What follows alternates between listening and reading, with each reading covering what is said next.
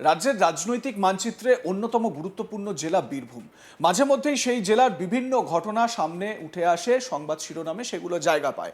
জেলার বিভিন্ন রাজনৈতিক নেতার মন্তব্য নিয়ে চলে চর্চা, আলোচনা। তবে এবার বীরভূমের মাটিতে দাঁড়িয়েই বড় মন্তব্য রাজ্যের বিরোধী দলনেতা শুভেন্দু অধিকারীর।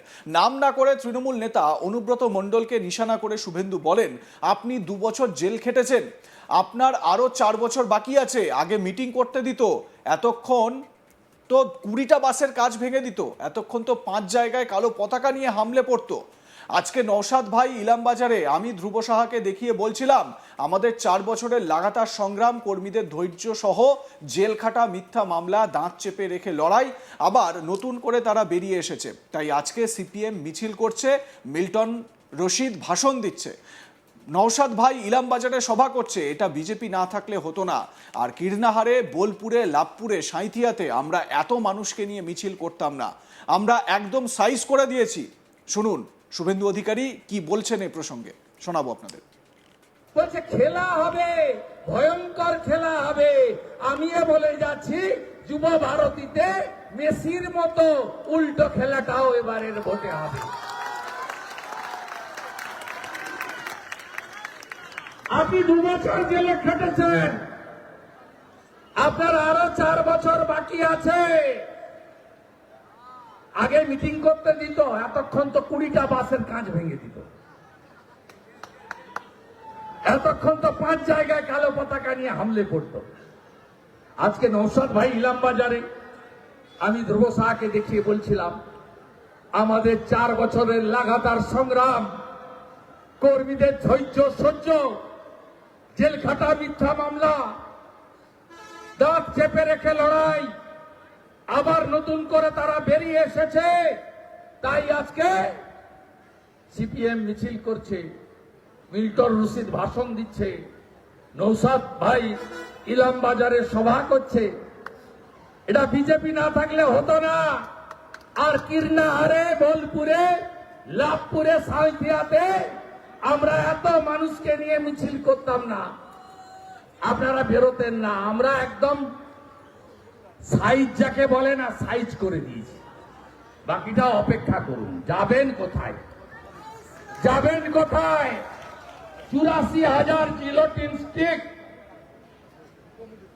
আপনাদের অনেককে ডেকেছে, বাকি অনেকের বাকি আছে। আপনি অভিজিৎ সিনহা রানা, আপনি ভাবছেন আমি সেফ প্যাসেজে আছি। সেফ প্যাসেজে আপনি নেই।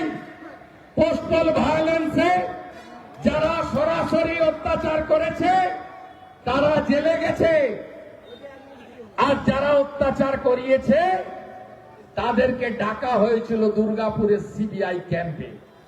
মিডিয়া থেকে পড়ে বলছি, সেখানে আপনি হাজিরা দিয়েছেন। আপনি ভাবছেন বেঁচে গেছেন, না বন্ধু, বেঁচে যাননি। আমি কথা দিয়ে গেলাম, ভারতীয় জনতা পার্টির সরকার এলে প্রত্যেকটা মামলা রিওপেন করব, ছাড়ার কোনো বিষয় নেই। ইঞ্চি ইঞ্চে হিসাব হবে। আপনারা আরজি করের অভয়ার বিচার চান তো? পাশাপাশি সংবাদ মাধ্যমের সঙ্গে কথা বলার সময় শুভেন্দু বলেন, আমাদের বেশি ডিফারেন্স নয়, এসআইআর এর পর কোনো ডিফারেন্সই নেই বলে আমি মনে করি। নির্বাচনে লড়াই করার অভিজ্ঞতা থেকে বলতে পারি কোনো ডিফারেন্সই নেই। তাও যদি বলেন লোকসভা ভোটের নিরিখে ওরা 46, 45.67 আর আমরা 39, অর্থাৎ 4% ভোট তৃণমূল থেকে বিজেপিতে এলে আমরা হয়ে যাব 43, ওরা হয়ে যাবে 42। একই সঙ্গে বিজেপি সরকারে এলে কিভাবে এসএসসি হবে সেই বিষয়েও ইঙ্গিত দেন শুভেন্দু। বিরোধী দলনেতা এ প্রসঙ্গে কি বলেছেন শুনে নেওয়া যাক। এসআইআর এর পরে কোনো ডিফারেন্স নেই বলে আমি মনে করি। দীর্ঘ নির্বাচনে লড়াই করার অভিজ্ঞতা দিয়ে বলতে পারি কোনো ডিফারেন্স নেই। তাও যদি বলেন লোকসভা ভোটের নিরিখে ওরা 46, 45.67 আর আমরা 39, অর্থাৎ 4% ভোট টিএমসি থেকে বিজেপিতে এলে আমরা হয়ে যাব 43-44, ওরা 43, ওরা হয়ে যাবে 42, মাত্র 4%। অর্থাৎ বিজেপিকে আপনারা একটু সাহায্য করলেই বিজেপি আসবে। আমি যোগ্য শিক্ষক, শিক্ষিকা, শিক্ষাকর্মীদের কথা দিতে পারি যে সুপ্রিম কোর্ট যা করেছে এটা ভগবানের আশীর্বাদ। ভারতীয় জনতা পার্টির সরকার তৈরি হলে এসএসসি কে দিয়ে যেহেতু অযোগ্য তালিকা বেরিয়ে গেছে, আর দু চারটে অযোগ্য আছে কিনা দেখতে হবে, সেটা জানাই বাছাই হবে। যোগ্যদের তালিকা আমরা ফেলে দেব সুপ্রিম কোর্টে, আমরা যোগ্যদের তালিকা ফেলে দেব, বলবো অযোগ্য যখন বেরিয়ে গেছে যোগ্যরা চাকরি বহাল থাকুক।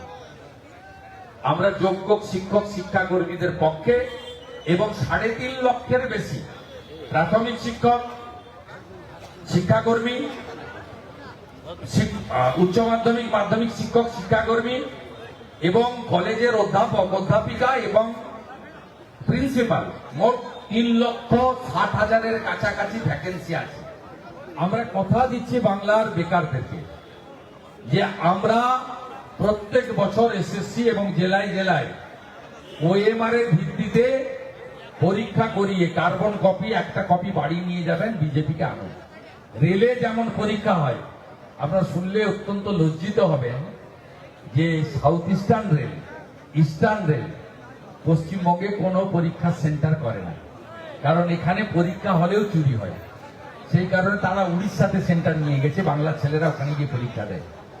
আর নর্থ ফ্রন্টিয়ার নর্থ বেঙ্গলে তার পরীক্ষা হচ্ছে গৌহাটি অথবা কাটিহারে।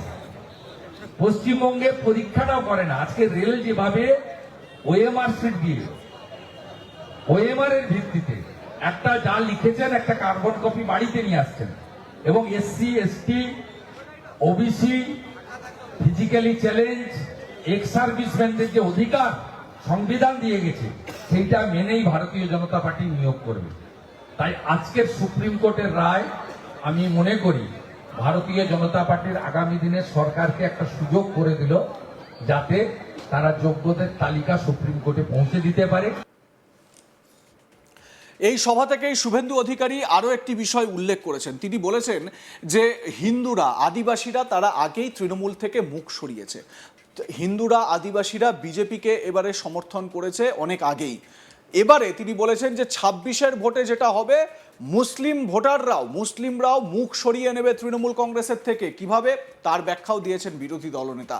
তিনি বলছেন মুসলিমরা এবারে হুমায়ুন কবির, নওশাদ সিদ্দিকী বা মিম, আসাদুদ্দিন ওয়েসির এআইএমআইএম, এই সমস্ত যে সংগঠনগুলো বা রাজনৈতিক দলগুলো রয়েছে তাদেরকে ভোট দেবে।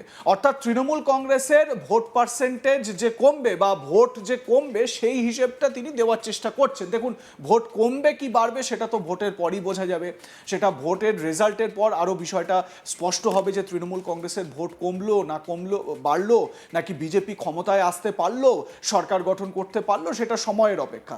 কিন্তু এই যে রাজনৈতিক যে অঙ্ক কষাকষি সেইগুলো কিন্তু শুরু হয়ে গিয়েছে অলরেডি। বিরোধী দলনেতা তার হিসেবও দিয়ে দিচ্ছেন।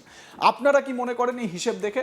জানান আপনাদের মতামত। দেখতে থাকুন আজ তাক বাংলা। সাবস্ক্রাইব করুন আমাদের ইউটিউব চ্যানেলটি, বেল আইকন প্রেস করুন নোটিফিকেশন পেতে।